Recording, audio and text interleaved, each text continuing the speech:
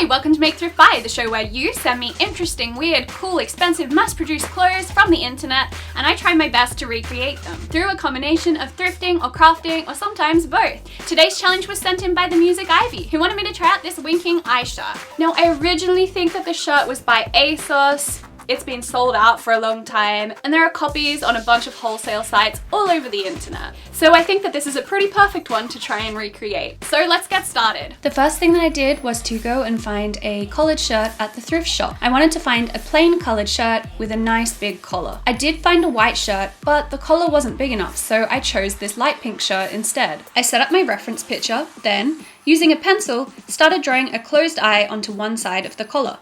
On the other side of the collar, I drew an open eye. And the good thing about using pencil for this step is that you can erase any errors and start again until you're happy with the design.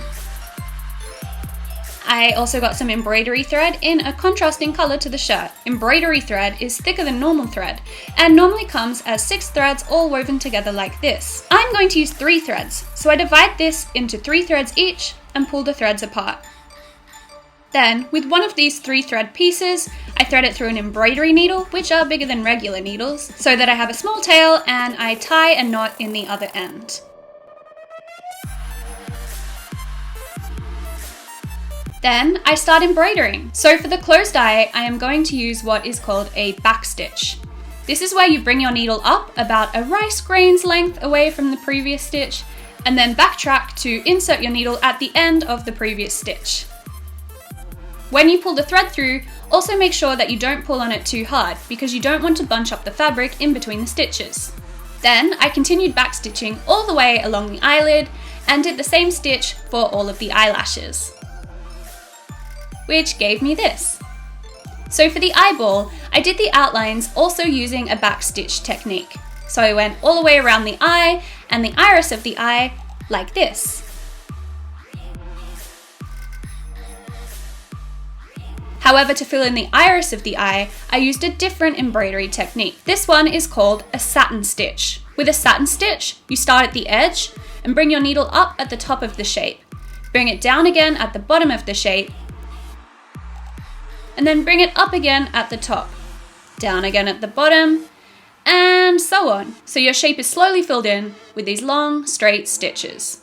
I continued this all the way along the shape until it was entirely filled in. And here it's more important than ever that you don't pull your threads too tightly when you're doing a satin stitch, because otherwise you'll completely bunch your collar fabric up. Then I used a backstitch to finish off the eyelashes, and I'm done. So now the question is, how did I go? How does my version compare to the original?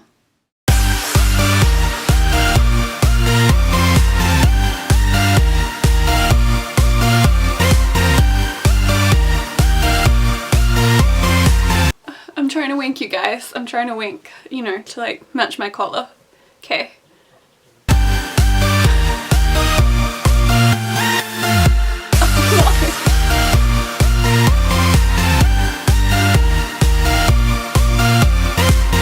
See that? It's a good wink right there. Yeah. You should do this whenever you're wearing this shirt. So, I think that this worked pretty well. So my conclusion is, yeah, definitely thrift a shirt and then make this for yourself. What I particularly like about this is that you're not restricted to the one jumper like you are in the original item, where the pink jumper seems to be attached to the shirt, at least in some iterations that I found. With this one, you're free to change it up however you want, wear it with sweaters or underneath cute dresses, and it even looks pretty cute just by itself. So that's it from me. I hope that you're having a really good day. Give me a thumbs up if you like this video and don't forget to leave suggestions for clothes that you want me to try out in the comments section below. And I hope you're all having a really good day. Bye!